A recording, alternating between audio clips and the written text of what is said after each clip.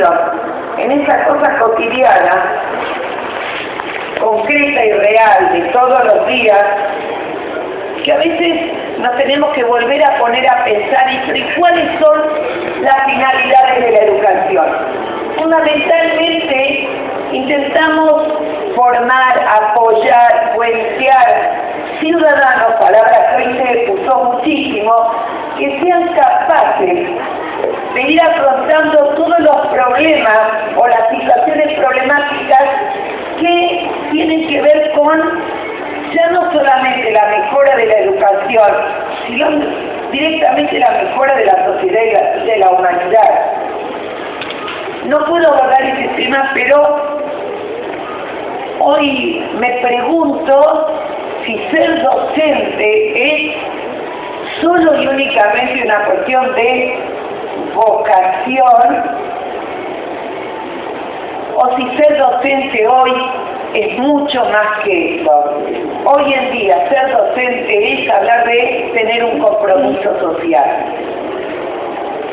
Ahora, hasta el término compromiso social a veces está bastardeado. Es cierto lo que plantearon de no le corresponde al docente ir a buscar a los chicos a la casa. Acá el problema no es solamente si voy a buscar o no al chico a la casa, sino el problema es al docente no le corresponde cubrir aspectos que le corresponden a otras agencias del Estado. No sé si se entiende. No, porque me provocó mucho lo que escuchaba, porque además son definiciones que paulatinamente se van construyendo también. Yo sí, no solamente iba a buscar a los chicos a la casa, sino que contaba, en la villa del Bajo Belgrano, traten de pensar la edad que tengo, ¿no? O sea, que hace unos 40, 50, basta, dejemos en unos 40, está bien. Atrás, cuando no venían los padres a buscar a los chicos, los llevaba. Y cuando en la casa en la villa no estaban, me los llevaba a mi casa. Con lo cual, cuando los padres venían a buscar a los chicos, no está el nene. Nadie hacía la denuncia, está en la casa de la maestra tomando la merienda, seguro. Pero era otro momento y otra situación. Hoy en día creo que el reclamo de que otras agencias del Estado se ocupen de lo que les corresponda es un reclamo válido y que no tiene que ver con mayor o menor compromiso social. No, porque si no estoy compartiendo con ustedes cosas que me provocaban lo que iban diciendo y verdaderamente reconozco que es tratar de entender que buscamos a personas o formar que se sientan comprometidas con la sociedad, que sientan que depende de alguna manera de ellos, de cada uno de nosotros, formar una sociedad cada vez más justa y cada vez más solidaria. Y esto a veces se da en contenidos específicos o se da en la educación toda. Una de las cosas que alguna vez me he planteado, si en la escuela se educa o se enseña. ¿Se entienden? Muchos de ustedes dirán, quien educa es la familia, ¿sí? La sociedad, los medios, etcétera, etcétera. La escuela está para enseñar contenidos específicos. Yo creo que vale la pena plantearnos que hoy en día sabemos que en la escuela siempre se educó. No que ahora tengamos que educar porque tenemos que reemplazar a la familia. No. Siempre hemos educado en la escuela. Supongamos, voy a hablar bastante de un tema denominado el aspecto ideológico, actitudinal y ético en el ejercicio de la profesión. Supongamos que estoy enseñándole a los chicos qué importante que es ser solidario, cooperar, y en ese momento viene el docente de la otra sala, grado, división. ¿Me podés prestar la cita que... ¿Se puede saber por qué no te ocupás vos de recuperar el propio material? ¿Por qué me tenés que estar molestando a mí cuando le trato de dar clase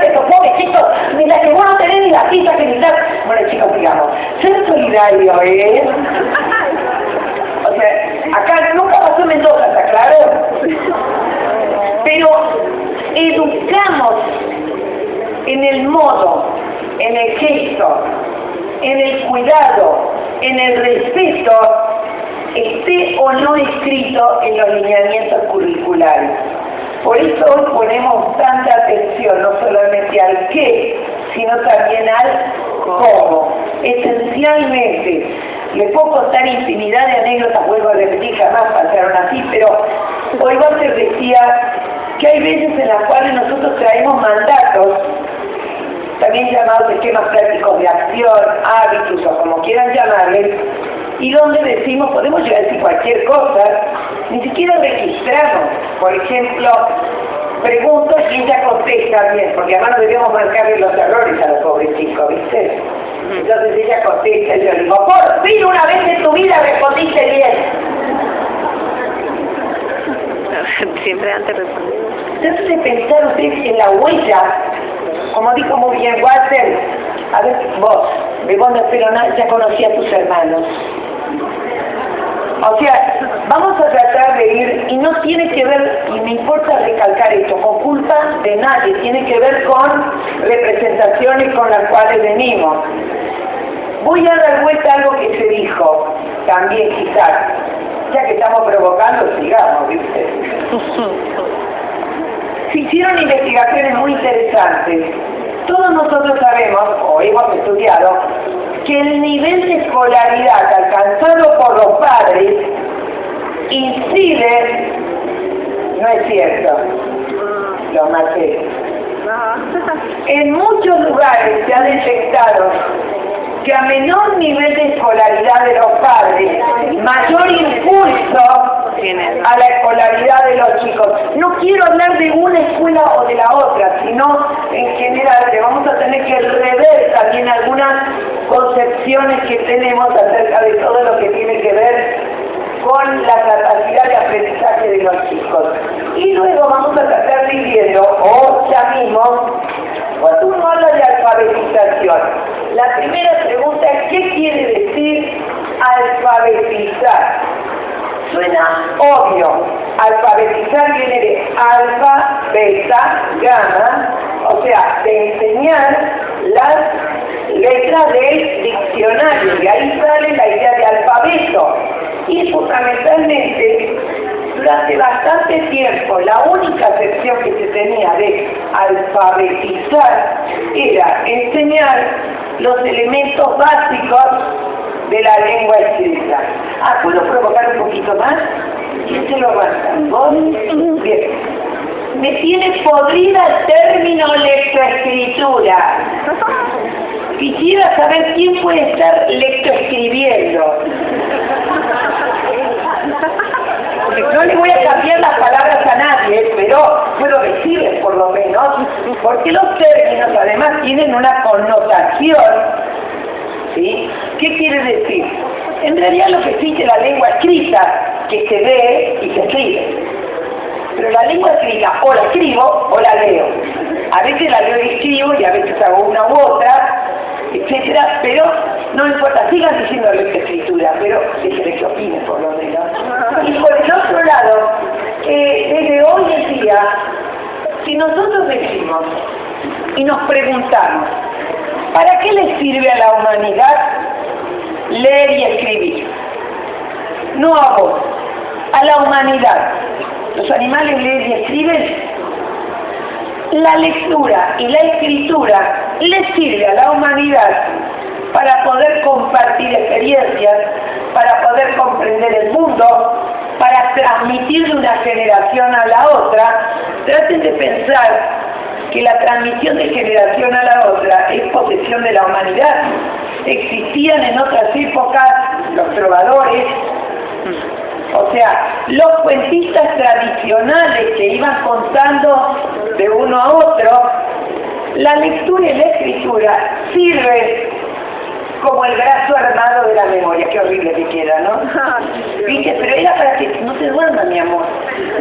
¿Te das cuenta? Yo te dije, del mismo modo que me van a empezar a decir que se me cae la charina. Esta estrategia para que no se duerman. Para ir pendientes, se le cae o no, no se cae. Entonces, fundamentalmente, la pregunta es, ¿para qué sirve leer y escribir? Sirve esencialmente para entender el mundo y para poder actuar sobre él. Esto es, aparte de lo que no va en contra de nada de lo que escucharon hasta ahora, pero yo tengo que actuar en este mundo, tengo que conocerlo, tengo que entenderlo, tengo que comprenderlo. Y entonces, desde ese punto de vista, empezamos a plantearnos por dónde pasa la idea de alfabetización. Fíjense ustedes que tienen distintos agregados a la palabra alfabetización. Existe lo que se llama alfabetización temprana. Eso está haciendo referencia a qué edad se inicia un chico en la adquisición de la lengua escrita. ¿Está claro? Entonces empezamos con alfabetización temprana y sí, mi amor, si vos le das un caramelo al chico, empieza a los 2 años también a escribir. ¿Nos entendemos? O sea que de alguna manera la pregunta clave sería ¿cuándo? ¿Para qué? ¿Por qué? ¿Y a costa de qué? O sea, no está claramente indicado a qué edad concreta los chicos pueden empezar a leer y escribir. ¿Está claro? Me recuerdo, usted no tiene la más mínima idea de esto, pero hubo una época que una gran empresa, que no me recuerdo cómo se llama, que tenía un sistema por el cual enseñaban a leer y escribir a los chicos a los 2 años. ¿Alguien lo recuerda? No, nadie, ¿no? Bueno, pero lo vendían un montón. Ahora, ¿a costa de qué? No sé, o sea, la madre se la ponía en la teta y le decía, ¿decía o no tomas teta? Más o menos, con lo cual dice, ay, encima hace de los delitos. Entonces la alfabetización temprana se pregunta por cuándo se inicia esta etapa de alfabetización. También tenemos lo que se llama alfabetización inicial, donde específicamente se habla dentro del sistema escolar a los primeros pasos en la adquisición de la lengua escrita. También tenemos lo que habla de alfabetización en los distintos campos del conocimiento, y ahí hablamos de alfabetización múltiple. Hoy en día también se habla de alfabetización digital. Ella está en alfabetización digital. Levanten la mano cuando están con el celular y de momento mandando texto no llego ni el día a comer. ¿Es verdad o no es verdad? ¿Qué te dije? Hasta ahora te parece. Esto te pasa porque no hiciste lo que yo. El cuarto, el último, el lleno. La otra cosa que podemos encontrar, alfabetización expresiva, o sea, el término alfabetización, si vamos a pensar en la idea genérica, hace referencia a adquirir las herramientas o instrumentos que se necesitan para actuar sobre el mundo. No elimino para nada la idea de alfabetización como aprendiendo a leer y escribir. Lo que quiero es que no lo limitemos solamente a ello. Y como los demás son expertos en eso, se los dejo a ustedes. Yo como un poquitito del otro. Y hoy hablaron, la alfabetización implica decisiones de política. Ahora la pregunta es, ¿qué quiere decir decisiones de política? No solamente política en cuanto a qué normativas o reglamentos, sino la idea de política como qué concepto de hombre y de sociedad se tiene hoy. Y la definición de qué hombre y qué sociedad buscamos no lo decide cada docente en el aula. Esas son decisiones de política educativa. Y concuerdo con todas las cosas aquí. Desde la política educativa se plantea una educación diferenciada, personalizada, tengo que dar los recursos para ello. O sea que no me alcanza, como muy bien dijo Walter, una cosa son definiciones y otra cosa es llevar esos principios a la práctica. Yo lo que les pido es lo siguiente, que la práctica todavía no responda a ello, no significa anular los principios. O sea, los principios tenemos que ver si acordamos. Por ejemplo, no les pregunté a ustedes qué nivel son ni nada, pero ¿hay alguien de música acá, de plástica? ¿Nadie? ¿Vos, mi amor? Listo. Voy con vos. ¿Está? Vos y yo, el resto nada. ¿Estás de acuerdo conmigo que la sociedad de hoy requiere que los chicos tengan manejo de la computación, ¿no? A lo largo de toda su escolaridad. Manejo, no dije que tengan una computadora en el mundo complejo de hoy. Bien, entonces te digo, a partir del año que viene te corto tus horas por la mitad para que se las doy a computación. No sé si me entienden. La decisión, ¿está claro? No es solamente un espacio, sino que fundamentalmente qué tipo de hombre, qué concepto de sociedad. Entonces voy a decir, computación sí, pero no a costa de las áreas depresivas. ¿Por qué? Porque para manejarme en este mundo necesito lo uno y necesito lo otro. Estas son algunas de las cosas que no las discute un docente solo o un directivo. A eso también lo llamamos política educativa. Eso también tiene que ver con qué concepto. Por el otro lado, tratamos de ver cómo pueden acceder al legado cultural de la humanidad. Recuerden que no somos animales que adquieren la subsistencia por instinto. Imagínense si tuviésemos que empezar cada generación de cero. O sea que de alguna manera tiene que darse esa transmisión de ese legado cultural. Cuando hablo de cultural me refiero a todo lo que dijo Walter también, de la capacidad de simbolizar y todas las producciones que provienen de ellos. Por el otro lado, no me cabe la menor duda, tiene que ver con la construcción de la ciudadanía. No solamente esta construcción de la ciudadanía se construye a partir de el reconocimiento de la existencia de un lenguaje compartido. No uno, muchos lenguajes compartidos. Si yo escucho hablar a alguien en un idioma de los pueblos originarios, aunque no lo entienda, es lenguaje compartido. Lo siento como propio, porque forma parte de mi ciudad. Ya sé que no se me ofrece el quechua. Pero la incorporación a los grupos o viene por herencia o viene por adscripción voluntaria, ¿está claro? Entonces esta construcción de la ciudadanía es también lo que tiene que ver hoy en día con lo que podríamos denominar la democratización de los saberes. Democratización de los saberes es plantearnos directamente que todo el mundo tiene derecho. Fíjense, ¿cuántos de ustedes trabajan en secundaria? Levanten la mano. ¿Nadie más? Bueno, está bien, va para ustedes. Es típico que los alumnos de secundaria vengan y te digan, ¿y eso a mí para qué me sirve? ¿Nunca lo escucharon? La cuestión es dar la vuelta. No es solamente para qué te sirve, sino a que vos tenés derecho. No sé si se entiende. Cambiar a veces el modo como se plantean las cosas. No es que me obliga, sino yo tengo derecho. Fíjense ustedes que se ponían chocho cuando la profesora de química no venía o lloraba. No. ¿Alguien lloraba cuando no venía su profesor de química? El que lloraba, levante la mano porque quiero ver el único ejemplar en la piscina que lloraba. Pero imagínate, estando en el profesorado cuando se formaba para docente, inaugura las materias que tenían que ver con los aspectos didácticos. Si no venía, te ibas a la rectoría o a la dirección a decir, no me está dando lo que es mi derecho. No sé si se entiende.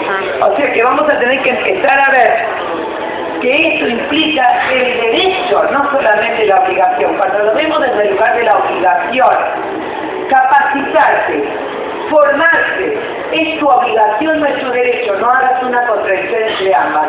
Es mi obligación como servidor público que soy y es mi derecho como profesional que soy también. No sé si el juego entre aquello que tengo derecho y aquello que estoy obligado. Y por el otro lado, dijo Walter muy bien, una cosa que lo lamento si nos repetimos, la compensación en cuanto a desigualdades de origen. ¿Se recuerdan ustedes que la escuela, ¿se acuerdan que se llamaba escuela normal? En general cuando yo pregunto por qué se llamaba la normal, es porque solamente iban los chicos normales. Entonces yo habría rebotado inmediatamente. No, se llamaba normal porque establecía una norma, ¿se entiende? A la cual se trataba de que todos lleguen.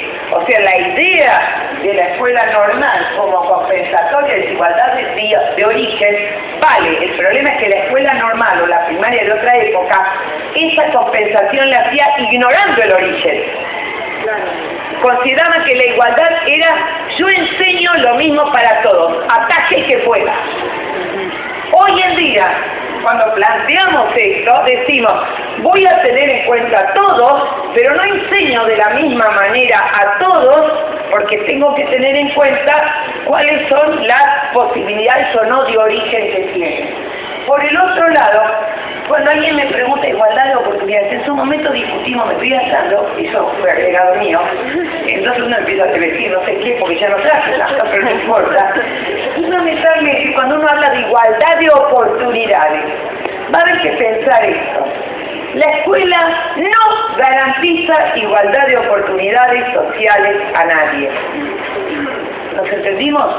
La escuela no puede garantizar que todo el mundo tenga casa, que tenga trabajo, que tenga alimentos, que tenga marido, no se lo puede garantizar. Entonces yo a la que esperaba, y encima no se dedicó a ser docente para ver si tenga marido. Cosa que no, porque encima si lo llegas a pescar el docente también, y con dos otros docentes moriste, ¿viste? Pero quiero decir con ello que la igualdad de oportunidades que la escuela debe brindar es igualdad de oportunidades educativas. Y voy a agregar algo más. Igualdad de oportunidades educativas no significa garantizar los aprendizajes. Yo puedo dar oportunidad, pero mírense ustedes y díganme si todo el mundo yendo al mismo curso aprende exactamente lo mismo. No. O sea, la escuela no va a poder garantizar, va a hacer lo posible y lo imposible para que todos adquieran los mismos aprendizajes, que adquieran los mismos saberes, que construyan los mismos conocimientos, pero no lo puede garantizar. Sí, se entiende la diferencia entre uno y otro. Y por el otro lado, nos preguntamos el tema de la inclusión social. Se habla de escuelas inclusivas. Esto después lo quiero desarrollar un poco más. Personalmente, ¿y quiénes son de lengua? ¿Acá hay alguno que sepa algo de lengua? Quiero creer que sí. Gracias, mi amor. Bien. Vamos a entendernos. Sintácticamente y semánticamente bien. Hablando de una escuela inclusiva, no tiene sentido, no significa nada. Inclusiva, la escuela. No sé si nos entendemos. Yo prefiero hoy en día hablar de escuela inclusora. ¿Por qué? Escuela inclusora, más que técnico, está hablando de una predisposición, de una actitud, donde no espero a tener un chico con dificultades para incorporarlo, sino que ya estoy preparada de antemano. ¿Se entiende? Hay muchas escuelas que tienen rampa. ¿Alguna de las escuelas de ustedes tienen rampa? ¿Sí? Bien, ¿cuándo pusieron la rampa? Cuando apareció el primer chico con silla de ruedas. Bueno, una escuela inclusora es aquella que lo tiene aunque todavía no haya ningún chico. ¿Se entiende la diferencia? Escuela inclusora, ese concepto de inclusión. Disculpe, me estoy yendo para cual. ¿Voy bien acá? Inclusión como tal no es solamente integración, porque integrar significa incorporar al que primero se excluyó. ¿Se entiende? La idea lenta, paulatina, quizás no la veamos nosotros, pero si nosotros no empezamos a plantearlo, ¿cuándo va a venir ese cambio? La escuela inclusora sería aquella ya preparada de antemano para esto que tanto pregonamos de la diversidad de todo tipo. Entonces, vamos a tener que empezar, no igual no quiero cambiar el léxico, ¿viste? Pero yo digo, se lo voy a cambiar unos cuantos. Entonces, fundamentalmente, la otra de las ideas es, desde lo pedagógico y lo didáctico, uno hace, y acá viene lo interesante, uno hace una lectura. ¿Quiénes son directores de escuela? Bien, vos haces lecturas, solamente los papeles, bien. Vos haces lo que se llama lectura institucional, ¿sí o no? O sea, lectura institucional es ir mirando, y lectura significa decodificar el significado que tiene determinadas cosas. Como por ejemplo, cuando uno entra a un aula, un salón, y ve todas las paredes vacías, ¿está bien? puede hacer una lectura de eso, o sea, es un indicador que lo tomo como signo que está representando algo. ¿Van conmigo? Fíjense cómo vamos ampliando, o sea, los directivos hacen lecturas institucionales, ustedes también hacen, cuando uno observa a los chicos, está haciendo una lectura.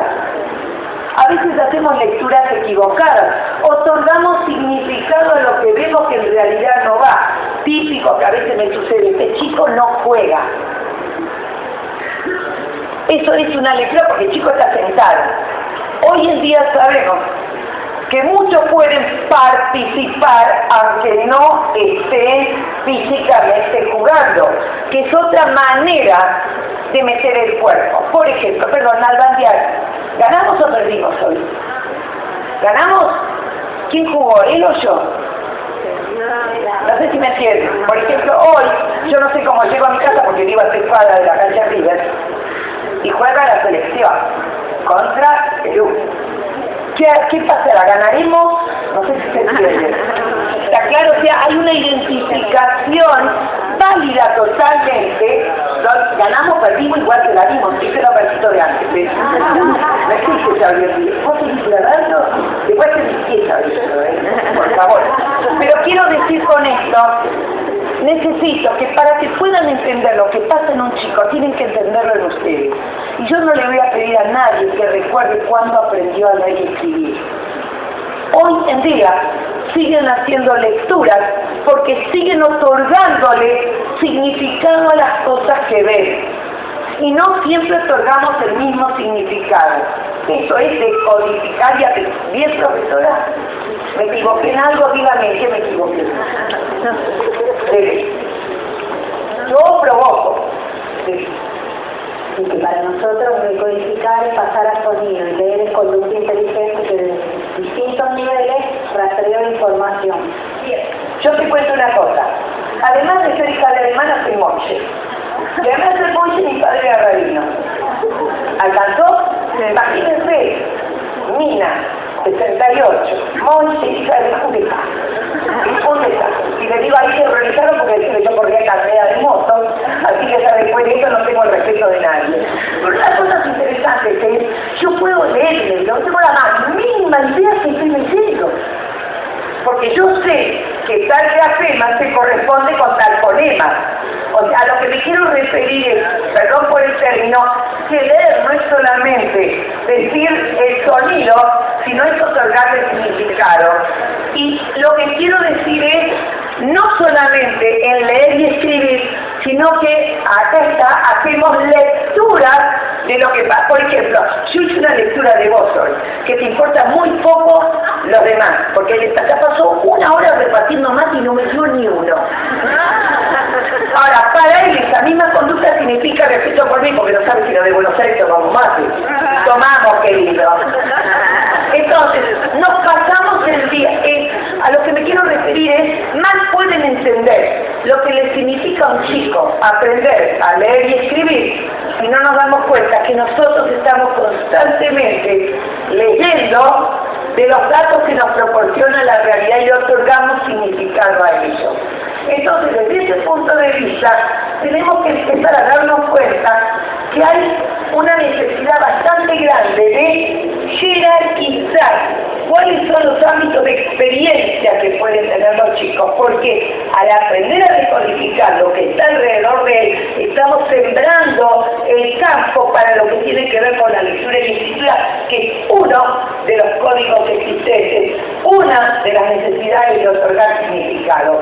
Y por lo tanto, aunque parezca mentira, ¿qué promoveríamos hoy en la escuela?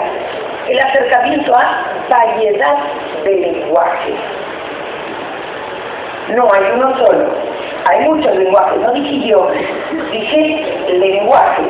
Y cada uno de ellos requiere ese proceso también, no a nivel técnico, sino a nivel genérico. Entonces me encuentro con que se pone algo llamado los NAP, los núcleos de aprendizaje prioritario. A veces viene bien verlo. No le emocionan los contenidos básicos como usted, ¿está bien?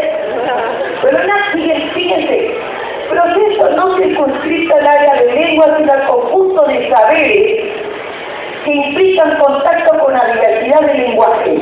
matemáticos, tecnológicos, científicos, artísticos, corporal, entre otros. O sea que vamos a tener que ampliar, y eso es lo que quería compartir con ustedes, que yo sé que lo hacen, porque lo hacemos cotidianamente. Lo que quiero es que lo valoremos como adquisición de lenguaje, que lo valoremos como instrumento que les permite entender y actuar en el mundo. Entonces, desde ese punto de vista, la discusión sería, ¿y cuáles son los saberes que los chicos de hoy tendrían que adquirir? Esta es una discusión que requiere un gran poder de anticipación, especialmente cuando lo de hoy, dentro de 3 días ya, no sé si nos entendemos. Hoy en día ya sabemos que seguir con la computadora en la casa no sirve. Entonces compraste una laptop, tirala, ahora sirve la tablet. No sé qué pasará después, el celular te servirá para todo. ¿Quién deja llevar a los chicos que tengan celular a la escuela? Lo primero que le dicen es, celular, no. ¿Qué digo ahora que sí? Fíjense ustedes, hay algunos que han aprendido historia, nadie, profesor de historia de algunos, ¿vos, mi amor? Bien. Y de un montón de materias también. ¿Ustedes se acuerdan? Cuando uno tenía que aprender, lo recuerdan, no se manden la parte, a sacar la idea principal de un texto. Sí. La cara de sufrimiento que le veo a algunos, ¿se acuerdan, no? Ese texto el miércoles que te daban, después tenés que buscar las ideas principales, resúmenes. Ajá. ¿Sí? De acuerdo a la que tengan síntesis, resumen, cuadro sinóptico o nada conceptual. Que para el caso era lo mismo. Me imagino, levante la mano quien amaba sacar la idea principal. ¿Y de qué saben?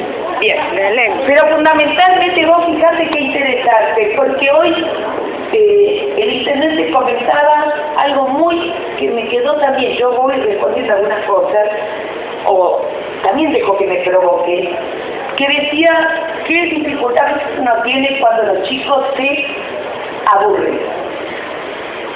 ¿Está claro? Independientemente que quieran ir a la escuela, que se sientan bien en la escuela, pero uno de los problemas que los docentes a veces tenemos es eso que se llama estimulación, motivación, incentivación. ¿Está claro? Y por más que los chicos te digan, yo no motivo a nadie que se motive solo, ¿viste? Porque uno no motiva, pero ¿qué hago para producir la motivación del otro? Usa un celular. Lo más mejor. La cara de susto que estás poniendo es increíble. Vos imaginate, estábamos en lo de la idea principal, ¿está claro? Entonces imaginate que acá hay una que está solterita, vos, o ya tenés novia, vos sí, vos. ¿Sabe novia? Sí. O todavía no, bueno, pero no está casada todavía. Listo, perfecto. Imagínate que anoche saliste, sin él. ¿Nos entendimos? Entonces yo te digo al día siguiente, se quedan 10 centavos de crédito en el celular. ¿Querés contarle a tus amigos de ayer? Vas a empezar encontrándome en la confitería de la calle principal. ¿A bien? No. Entonces, ¿qué haces? Anoche un potro. Perdón, ¿alguien duda lo que quise decir? Entonces, ¿a qué me quiero referir? Si hay veces en los cuales, y coincido con todo lo que se dijo antes, yo no renuncio a ninguno de los contenidos que tengo que enseñar. Y voy a tener que replantear, ¿cómo hago para partir? No me quedo ahí. Pero tengo que empezar a reconocer que los chicos saben sacar ideas principales. Porque al fin y al cabo, miren cualquier mensaje de texto que se manda, ¿está bien? No te digo con el WhatsApp, pero cuando te cuesta guita, no cuando andas con internet, sino cuando te cuesta, andás cuidando cada centavo porque no te viene una cuenta impresionante. O sea que en el uso cotidiano de los chicos de hoy en día hay muchas cosas que podemos llegar a tomar como punto de partida, no como punto de llegada. Después de eso, los de lengua se me horrorizan. No sabés cómo escriben. ¿Sí o no? Bien, yo tengo que confesar algo. Cuando yo iba a la escuela, mis apuntes, escribíamos la Q con el apóstrofe. ¿Vos también querías? Sí, hablas por ahí. Sí, hablas. Pero vos y yo sabíamos que esa Q con el apóstrofe era para nuestros apuntes, pero no para entregar. Entonces empecemos a pensar también que eso es un código compartido a nivel de lo generacional, no solamente de lo cultural. Y que lo que nosotros tenemos que enseñarles no es a negar ese código, sino a aceptar la existencia de distintos códigos. ¿Está bien ahora? No sé si nos entendemos. Esto es una cuestión que ya no tiene que ver con lo técnico, sino con lo actitudinal. La pregunta es por qué no lo usamos esto, y no estoy hablando de poder adquisitivo, estoy hablando, ¿ustedes saben que existen algo llamado los nativos digitales? A ver, ¿hay algún nativo digital acá? No. ¿Nadie? El bebé que está por ahí, sí, probablemente. Una de mis nietas, la más chiquitita, que tiene 1 año y pico, está todo el día tratando de sacar los celulares y de todo para... ¿Sabe qué botón apretar para que salgan las fotos? 1 año y medio la Argentina. Claro. Bien. Existe una segunda categoría llamada los inmigrantes digitales. ¿Saben ustedes? Bien, pero yo encontré una tercera categoría. Sí, los autoexcluidos digitales. Entre ellos, mi marido, el de ahora. Cada vez que te decía que en la tormenta de Buenos Aires me llaman y me dicen, viene una tormenta, ¿qué hago? Ya traté de explicarle cómo se apaga la computadora. Ahora le digo tirar el cable. O sea que requiere, lo que estoy intentando es, traten de entender lo que le pasa al adulto para poder entender lo que le pasa a los alumnos. Dejen de verlo como enfrente, traten de encontrar las dificultades que a ustedes se les presentan y los caminos que tienen que hacer. Chicos, ¿cuántas veces han aprendido algo porque tenían una situación problemática que resolver? ¿Sí o no? Inglés no sabe nadie, pero todo el mundo sabe quién es leer. Y a veces tenés ganas de agarrar vos, querida mía, que estaba de novia igual, y ponerle de leer al novio. ¿Viste? Claro. O sea que ni siquiera necesito saber inglés, o sea, hay una necesidad. La pregunta concreta es cuál sería la mejor motivación para el chico jardín, primaria y secundaria. Trabajar con crear necesidades a partir del planteo de situaciones problemáticas, donde no les quede más remedio que los que están en primaria, ¿se acuerdan? Yo me imagino que todo el mundo amó. A vos no me miren. La ortografía. ¿Sí o no? Las esdrújulas. Las grújulas, las escápulas. Las amaron. ¿Sí o no? Sí, yo sé que vos las amaste, querida, pero no todo el mundo. O sea, yo a un docente le encanta enseñarle a los chicos ortografía, pensar que los chicos aman la ortografía. Y no hay libro que ame más que el diccionario. Entonces la pregunta es, ¿qué tiene que cambiar? ¿El contenido? No. En todo caso, plantearnos, esto, tomando lo que decía Internet, ¿cómo hacemos para que se sientan incentivados? Palabra de oro, ¿saben cuál es? Desafío. Si yo les doy, lo divido en grupos ahora, y les doy a cada grupo un texto, ¿están de acuerdo? Al mismo texto cada grupo. En ese texto hay 15 faltas de ortografía. Y les digo, gana el grupo que primero encuentra las 15 faltas de ortografía, se le va a cumplir el sueño dorado a todos. Este sueño necesito un diccionario, no me presta uno.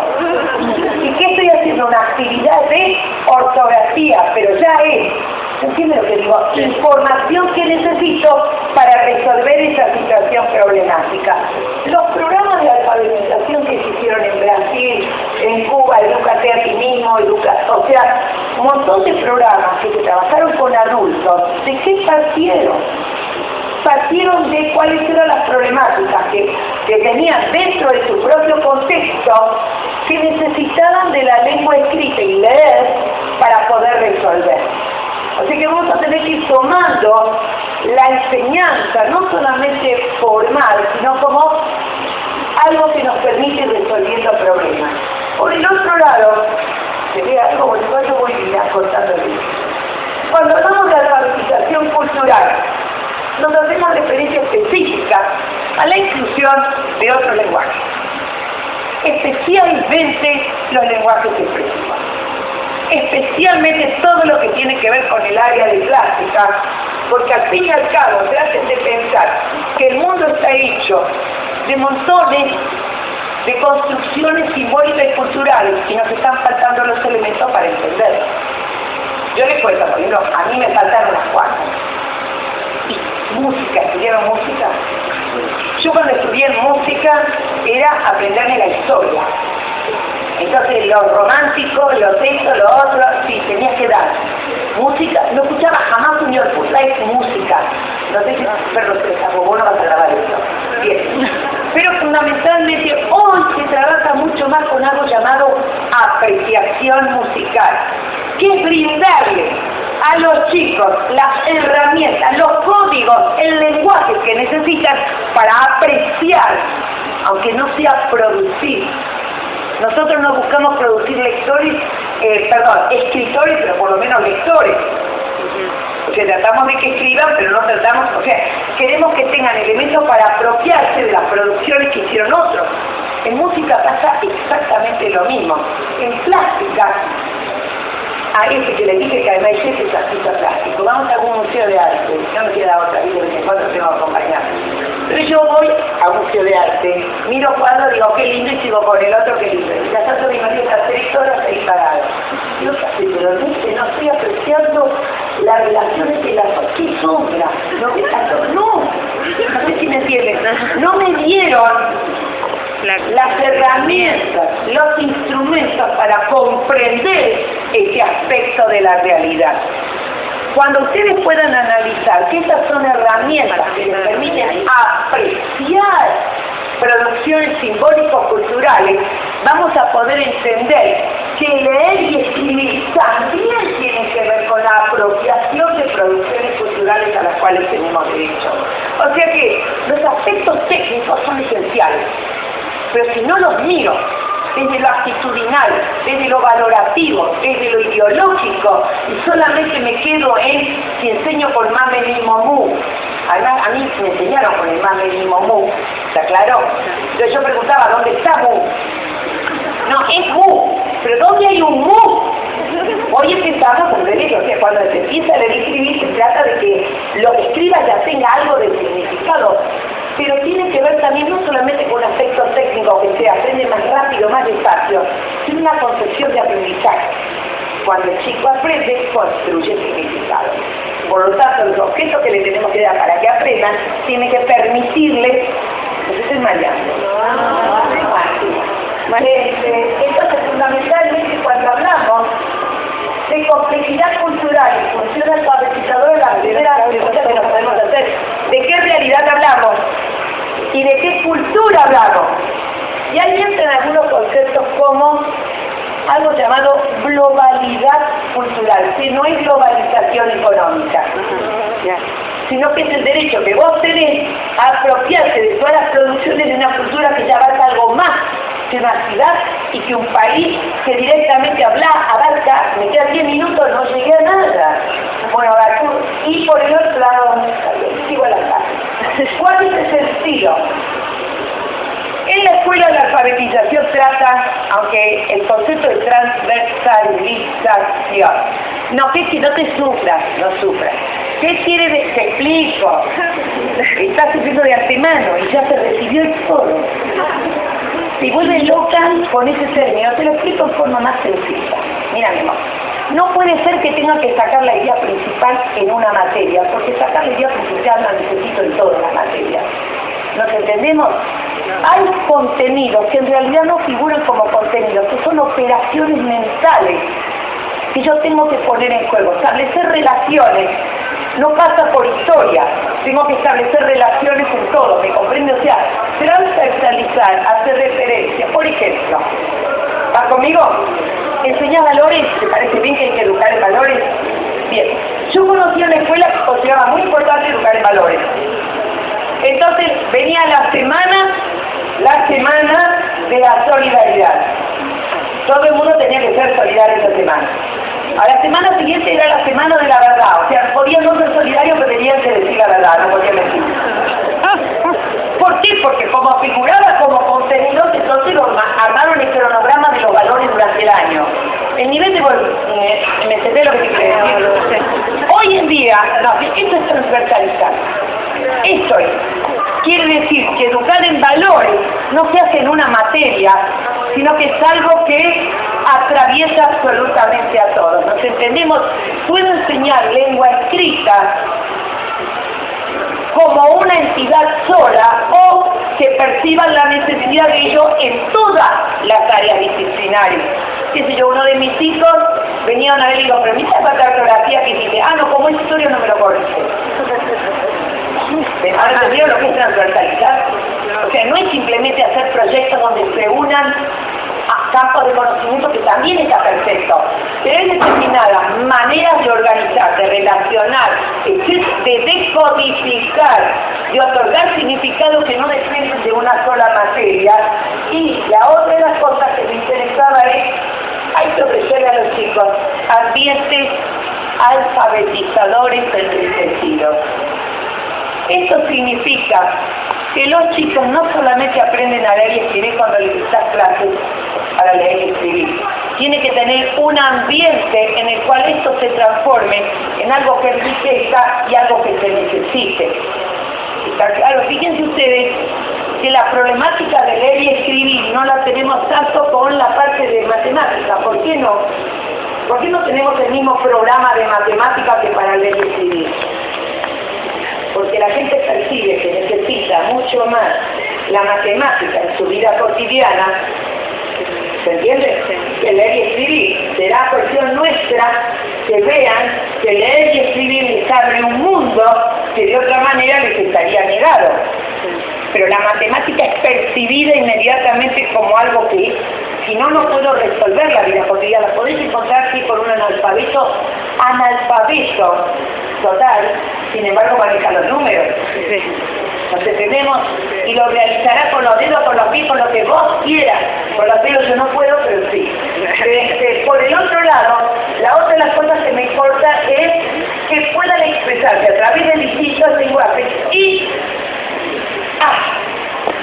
valorar el lugar de las propuestas lúdicas. Miren, cuando alguien me dice, pero encima que no tengo tiempo para nada, tengo que jugar para la chefa, pare, dije propuestas lúdicas. Lo primero que tendríamos que ver cuál es el principal ingrediente de una propuesta lúdica, el desafío. O sea, la pregunta es, ¿por qué a veces están jugando con los videojuegos, etcétera? Porque les proponen desafíos. Entonces la pregunta concreta, quisen hacer lo que sé yo, así al lado de un chico y traten de ver qué es lo que está pasando con ese juego, en lugar de decir cuánto tiempo está, sino qué operaciones mentales. Por ejemplo, no viene Messi hoy, ¿no? Ya saben que no. Si alguien me dice que Messi es el mejor jugador del mundo porque le tira la pelota, no. Messi es el mejor jugador del mundo porque tiene una serie de habilidades que pasan por espaciales, ¿sí o no? Un cálculo inmediato de espacios sociales, tiene la representación mental de todos y sabe que si ese compañero de acá hace así es porque va a ir para adelante. O sea, tiene una serie de habilidades que le permiten otorgar significado a todo lo que sucede. Quiere decir que vamos a empezar a darnos cuenta, primero, no solamente cómo hago para enseñarles, sino la pregunta sería, ¿qué es lo que sí ya sabe? ¿Está claro? Y a partir de lo que sí ya sabe, ¿qué es lo que más le puedo otorgar? Me quedó 5 minutos. Está bien, no termino nada. La otra de las cosas importantes era, hablé de leer y otorgar significado. Además tiene que saber escribir, porque con que lea no le alcanza. Bien, entonces les cuento, escribir no es otra cosa más que representar por medio de grafemas las cosas que he entendido. Escribir. No te rías. Entonces vamos a tener que desarrollar con los chicos la posibilidad de representar el mundo que les rodea de muchas maneras. Entre ellas se representa el mundo por medio de la escritura, pero no es la única manera. O sea, con los chicos más chiquititos, primer ciclo, o casi podés salir a dar un paseo y que ellos hagan el registro de lo que ven, no a posteriori, el registro. Y puede ser que el registro sea un dibujo, es un registro en el cual están usando papel y lápiz. Si lo van a hacer con los más chiquititos, usen para hacer el registro papel blanco y lápiz negro, porque no es una actividad plástica, es una actividad de investigación, en la cual la idea es, ¿cómo hago para los dividir por grupos? Mejor todavía. ¿Cómo hago para contarle? Porque registrar algo es de tenerlo en la memoria también. Entonces, registro por medio de dibujo, a veces se puede registrar por medio de canción. O sea, todas las áreas expresivas me permiten hacer entender a los chicos qué significa registrar y por qué lo necesito. Y como me quedó medio minuto, en esa forma de representación, y esto es lo que no vi, la otra de las cosas es tener en cuenta los diversos lenguajes. Tiene que ver con algo llamado el paradigma de la complejidad. Bueno, pero la cuestión es esta, cuando yo le pregunto a alguien qué significa el paradigma de la complejidad, uno dice, porque el mundo está cada vez más dificultoso. No. El paradigma de la complejidad significa que en una situación tengo que empezar a darme cuenta que incide más de una variable. Todos nosotros venimos con una concepción unicista y positivista. ¿Vos viste a Pedrito? Se separaron los padres, seguro que va a tener problemas. Eso es un pensamiento, ¿se entiende lo que quiero decir? Hay algunos chicos que yo conozco que cuando los padres se separan están chochos de la vida. Claro, yo me acuerdo cuando me separé de uno, no me acuerdo de cuál, pero es malo de uno de mis hijos, no me acuerdo de cuál. Entonces digo, el otro de mis hijos más chicos le dijo, quiero que ustedes se separen. Con ese marido de ese momento que era padre de él. ¿Por qué? Porque a Fernando, el hermano, lo viene a buscar el papá y lo lleva de paseo a tal lugar, a tal otro y a tal otro. No me quedó más remedio, ¿viste? Llamé al pastor, ¿qué va? Lo llamé al padre de mi otro hijo y dije, llévate a los dos. Me van a ganar. Pero quiero decir con eso, que hasta hemos pasado siempre con la idea de todo hijo de padres separados tiene que tener problemas. No sé si se entiende. Hoy sabemos que puede ser una variable más que interviene. Que el padre esté, que no esté, que haya un abuelo que cumple esa función de rol parental.